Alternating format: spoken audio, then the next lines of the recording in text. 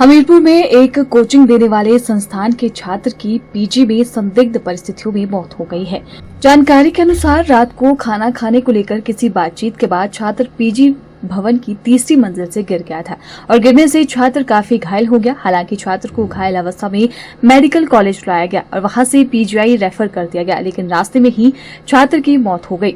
वहीं छात्र के परिजनों ने मौत पर सवाल उठाए हैं। मृतक छात्र आर्यन की उम्र मात्र 15 साल है और मृतक छात्र पिछले 8 महीनों से निजी कोचिंग संस्थान में कोचिंग लेकर गौड़ा के पीजी में रह रहा था। मृतक छात्र आर्यन के पिता ने बताया कि पिछले कुछ दिनों से बेटे को हॉस्टल में तंग किया जा रहा था और 2-3 दिनों से बेटे से फोन पर भी इस बारे में बातचीत हुई थी। उन्होंने बताया कि बेटा पिछले 8 महीने से आकाश संस्थान में कोचिंग ले रहा था और निजी हॉस्टल में रह रहा था।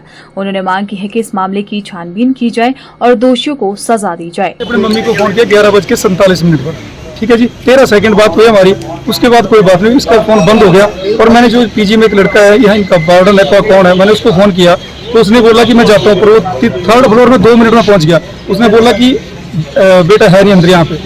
मेरे को आवाज सुनाई थी नीचे, ऐसा बोला इसने मेरे। अब यहाँ पे आके क्या स्टेटमेंट दे रहा है कि जब मैं ऊपर पहुंचा तो बच्चे ने फोन दीवार पे मारा। अब इसको बच्चा नहीं दिखा, कहीं नहीं फोन दिखा इसको, बच्चा कहाँ गया? और बच्चा सर तीसरी ये जो इनकी स्टेटमेंट है कि छलांग लगाई है बच्चे ने, लगाई है कि इन्होंने धक्का दिया, क्या पता, ये इनको पता होगा।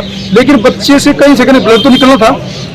तीसरी मंजिल से गिर बाजू के 4 टुकड़े हो गए, टांगे फ्रैक्चर है, गर्दन फ्रैक्चर है, कमर फ्रैक्चर थी, तो ब्लड कहाँ गया? तीसरी मंजिल से ब्लड नहीं निकलेगा, बच्चा गिरे, कहीं लगेगी नहीं चोट उसको। आपकी लास्ट टाइम कब बात हुई बेटे? 11:47 अपनी मम्मी को फोन किया। उसके बाद हम उसको फोन करते हैं, फोन बंद। फिर मैंने जो वार्डन है उसको फोन किया, फिर उसने बोला कि ऐसे ऐसे नीचे पड़ा हुआ है। मैंने बोला क्या कंडीशन है? तो उसने बोला कि मेरे को बोला सोने दो।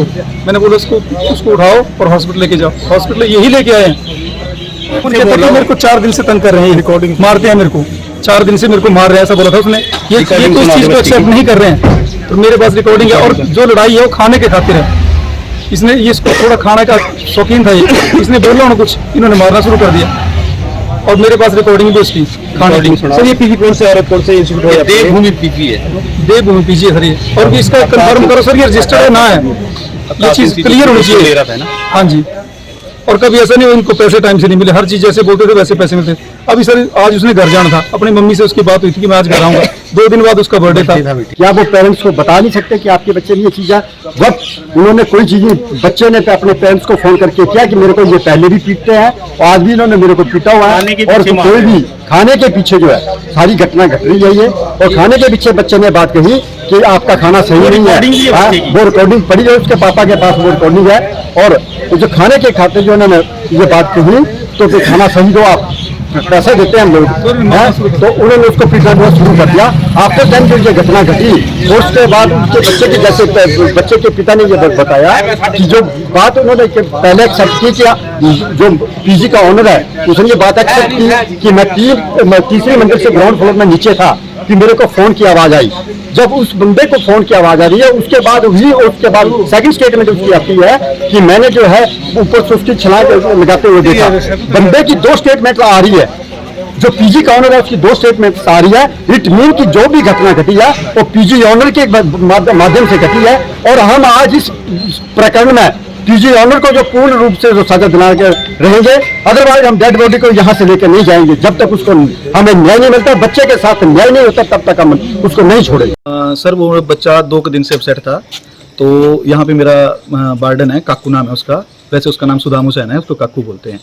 तो सर उसको कल रात को कोई 11:15 बजे ना जी उसके पापा का फोन आया, जिस लड़के ने सुसाइड किया है, कि मेरा बेटा फोन नहीं उठा रहा है और आप मेरे बेटे से बात करवा दो। तो जो सर काकू का रूम है वो ग्राउंड फ्लोर पे है, बच्चा रहता था 3rd फ्लोर पे। तो जैसे काकू बाहर निकला, वो ऊपर जा रहा था बात करवाने के लिए, तो जैसे वो वहाँ पहुंचा सर तो उसको आवाज़ सुनाई दी कि कुछ जैसे दरवाजा लगा या गिरा कुछ भी। तो उसके बाद सर वो चला गया उसके रूम में, उसके रूममेट को पूछा कि यार वो कहाँ है भाई, उसके पापा का फ़ोन आ रहा है, वो फ़ोन नहीं उठा रहा। बोला भैया उसने ना अभी 1 मिनट पहले वो आया, उसने अपना फ़ोन जोर से पटका नीचे और वो कमरे के बाहर चला गया। तो जैसे वो बाहर निकले, दोनों ही थे वो, एक उसका रूममेट और काकू। तो उन्होंने देखा तो नीचे मतलब उसने छलांग लगा दी थी ऊपर से। वो नीचे आए, उन्होंने उसको पकड़ा और वो मेरे को वो बार बार ये बोल रहा था कि भाई मेरे को लेटा दो, मेरे को कहीं सुला दो, भाई लेटा दो, मेरी टांग में दर्द हो रही है। तो उन्होंने उसको मतलब यहाँ ये स्पॉट है सर, यहाँ से उठाया और अंदर बेड पे लेटा दिया।